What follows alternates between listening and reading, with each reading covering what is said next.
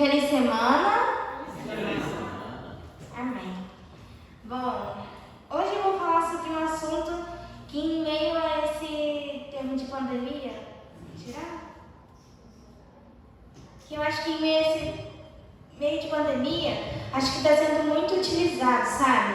Hoje eu vou falar sobre a oração, o poder da oração, porque em meio a tudo isso eu tenho certeza que uma das coisas que nós mais temos feito, né, foi orar, né? E na igreja é comum alguém pedir oração em seu favor por vários motivos: saúde, trabalho, família, estudos e etc, né? Precisamos desenvolver o hábito de orar por outras pessoas, né? Eu tenho certeza que muitos aqui fazem, porque a minha mãe sempre recebe lá no celular dela, ela sempre recebe várias mensagens: ore por não sei quem, porque infelizmente hoje faleceu irmã, filho, gêmeos, enfim, né? E nós devemos orar por familiares, amigos, vizinhos, e enfim, né? Na Bíblia temos muitos exemplos de oração intercessora, né? Irmãos, eu quero que participem, por favor, tá? Por exemplo, Cristo orou por Pedro, lá em Lucas 22:31. Quando buscamos a Deus em oração, em favor de outras pessoas, nós as apresentamos diante de Deus. Colocamos nossas prontas para falar com Ele. Deus eterno Pai, graças te damos, Senhor, por mais um dia. Muito obrigada, Senhor, por tudo. Muito obrigada, Senhor, pela nossa família, por esse início de semana, Senhor. Muito obrigada por tudo, meu Pai. Que o Senhor possa me usar, Senhor, para que não seja eu que esteja falando aqui, mas que seja o Senhor me usando, Senhor. Muito obrigada por tudo. Nos livre e nos guarde de todo mal. Que nós possamos nos alimentar, Senhor, cada dia mais com a Tua palavra. Muito obrigada por tudo. É o que te pedimos e te agradecemos. Em nome do Teu Filho amado, Jesus. Amém. Vamos abrir nossas Bíblias em Apocalipse 12, 7 a 9. Deixa eu tocar isso aqui.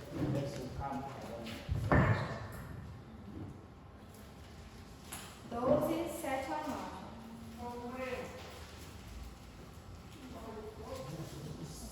Assim, ó.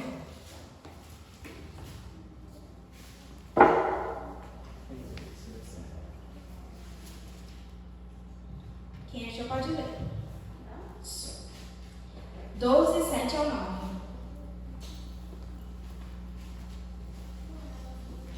Houve peleja no céu. Miguel e seus anjos pelejaram contra o dragão. Também pelejaram o dragão e seus anjos. Todavia não prevaleceram. Nem mais se achou seu lugar no lugar dele, no céu do lugar dele.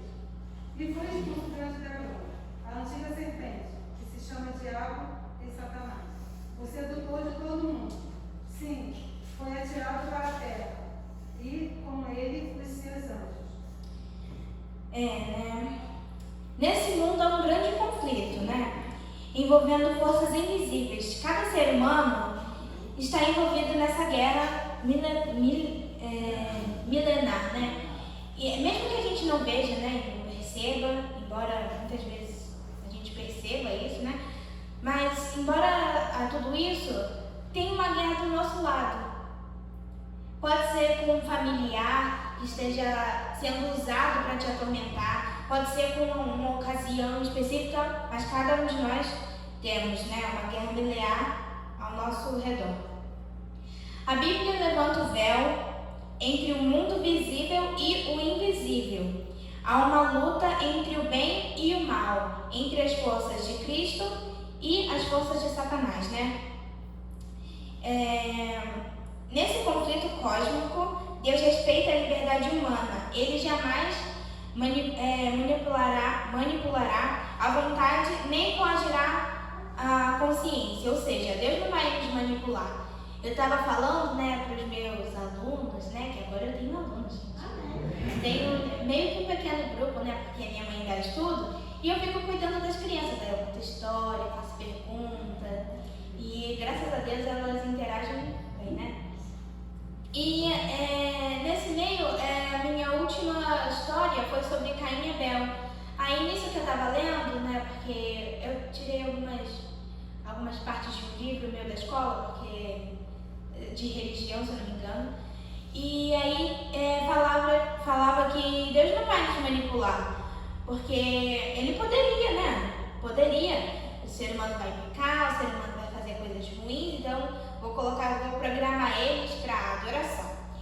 E eu disse para elas que Deus poderia nos manipular como robôs e máquinas, porque quando a gente pesquisa alguma coisa no Google, né, o Google vai lá e mostra tudo que a gente pesquisa, mas ele não tem sentimentos, ele não faz aquilo por amor, né? Ele faz aquilo porque ele está programado para fazer isso, né? E ele envia seu Espírito Santo para convencer os homens e mulheres da verdade divina. Vamos abrir nossas Bíblias em João 16, 7 a 8.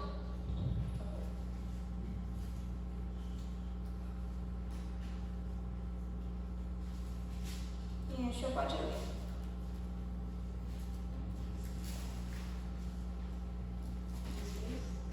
7 a 8. 7 e 8.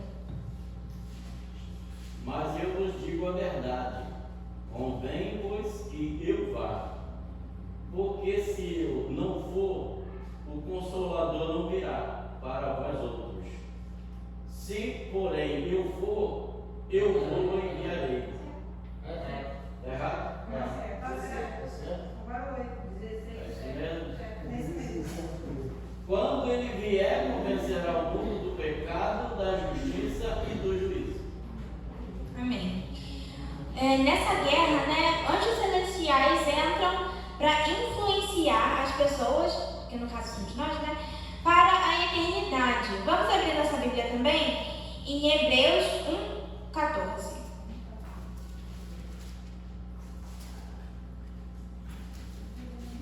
Amém?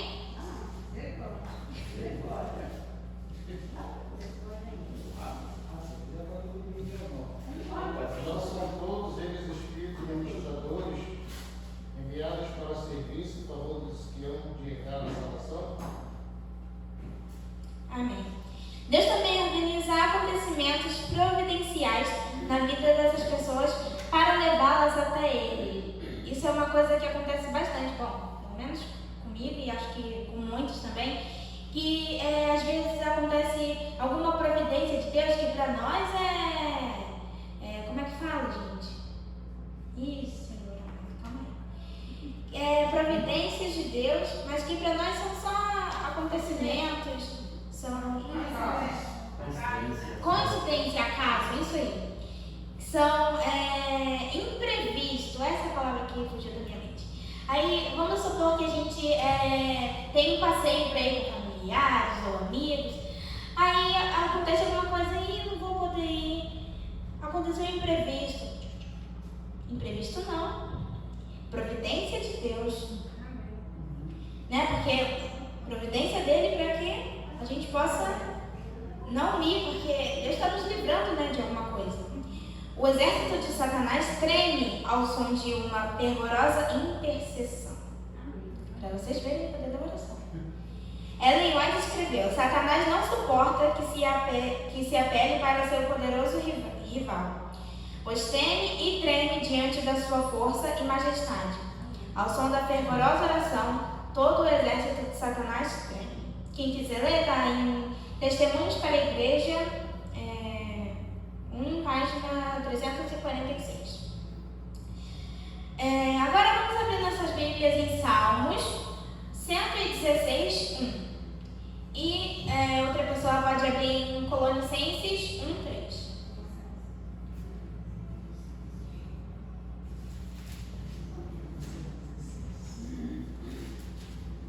Salmo 116, 1. Amo o Senhor porque Ele ouve a minha voz e as minhas súplicas.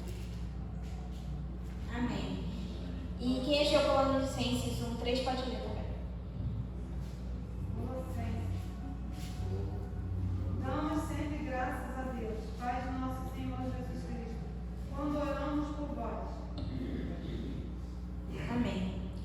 Em toda a Bíblia há uma ênfase na especificidade da oração, que não é um vago desejo do coração. Apresentamos a Deus pedidos específicos. Quantos aqui sabiam que Jesus orou também por um discípulo? Foi, se eu não me engano, calma aí. Por seus, se não me engano, foi Pedro, não foi? Foi Pedro, né? O apóstolo Paulo orou especificamente pelos cristãos efésios, filipenses e colossenses, e por seus jovens colegas, como Timóteo, Tito e João Marcos. O Antigo Testamento registrou o exemplo do profeta Samuel. Vamos abrir nossas Bíblias em 1 Samuel 12, 22 ao 24. Quem achou pode ler. Samuel 12. Isso, 12, 22 ao 24.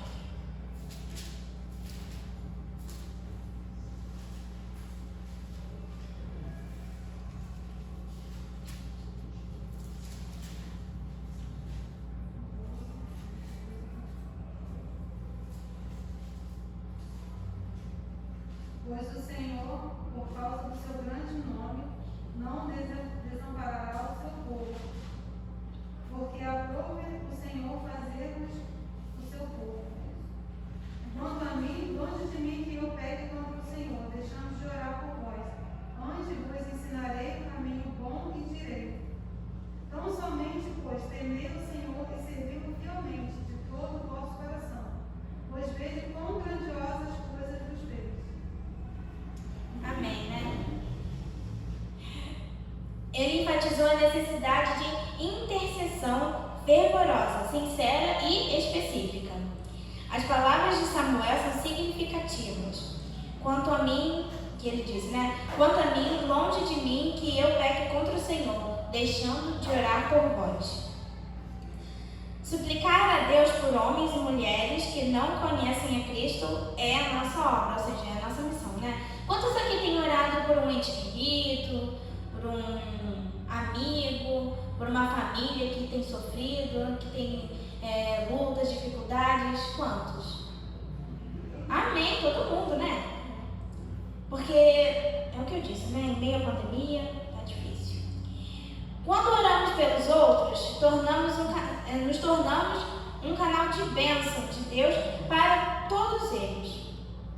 Né? Porque igual Cristo é a ponte que nos leva até Deus, nós vamos ser uma pequena ponte também que leva essas pessoas que ainda não têm conhecimento sobre Deus, nós levamos ela a Deus, né? Somos uma pequenina ponte.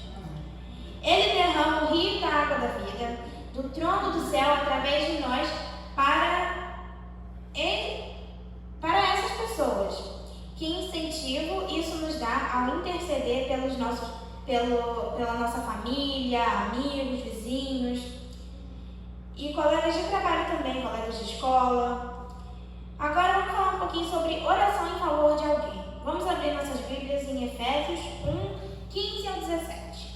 Hoje nós estamos bem. Efésios 1, 15 ao 17. Quem achou pode ler.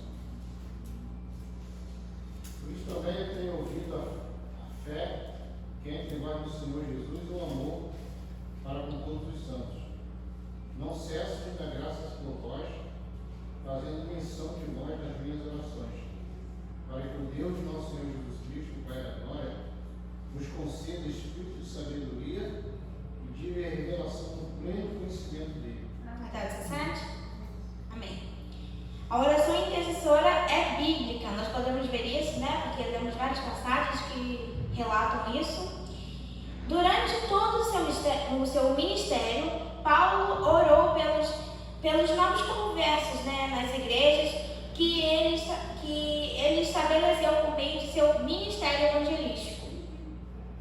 A oração de Paulo pelos cristãos efésios é notável. Ele orou para que Deus lhes concedesse sabedoria e discernimento espiritual que iluminasse a mente deles com a verdade e lhes desse a esperança de vida eterna.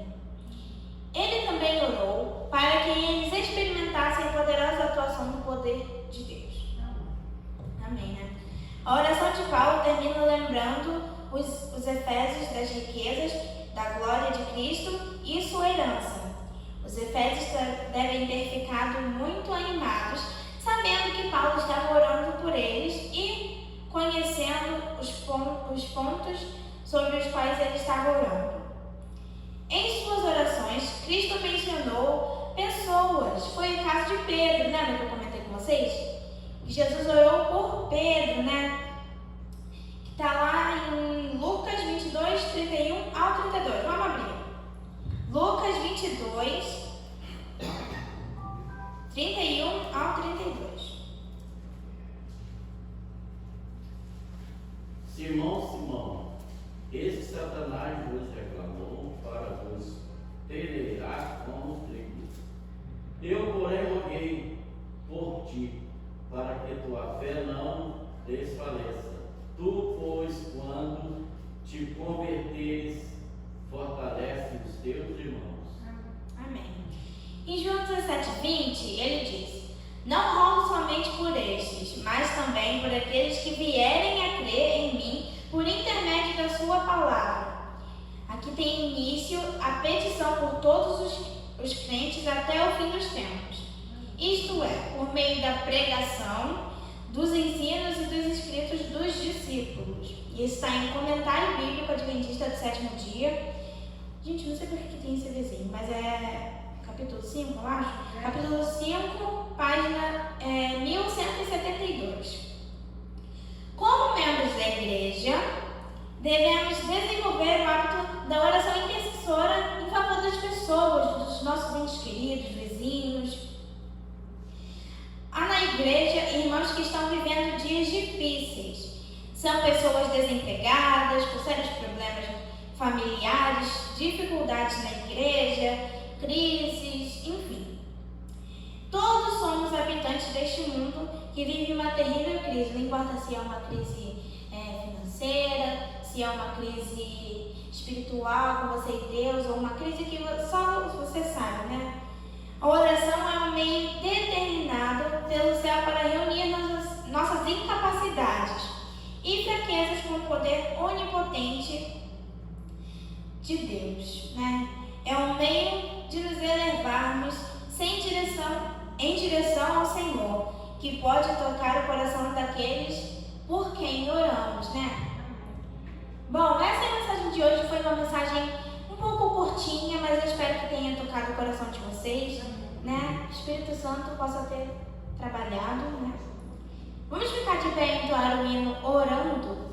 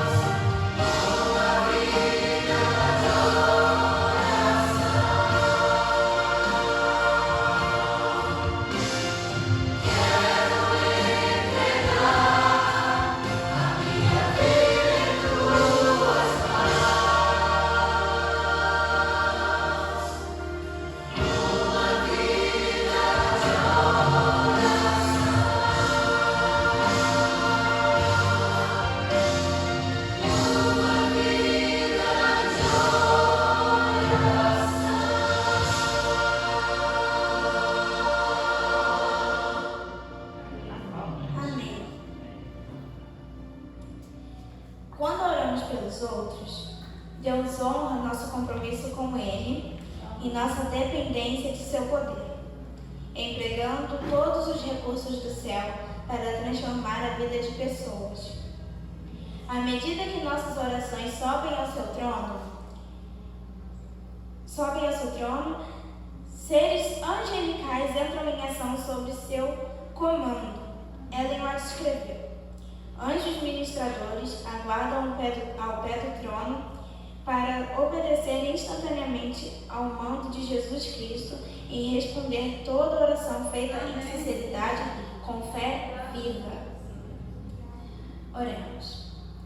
Querido Deus e eterno Pai, que vive e reina para sempre, Senhor. Graças te damos por tudo, meu Pai. Muito obrigada, Senhor, por essa mensagem, que essa mensagem possa ter tocado o coração, Senhor, de muitos.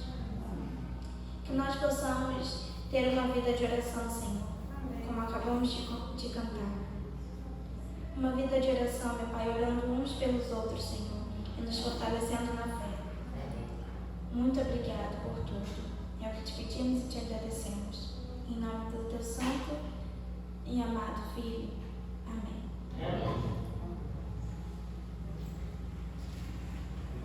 Amém.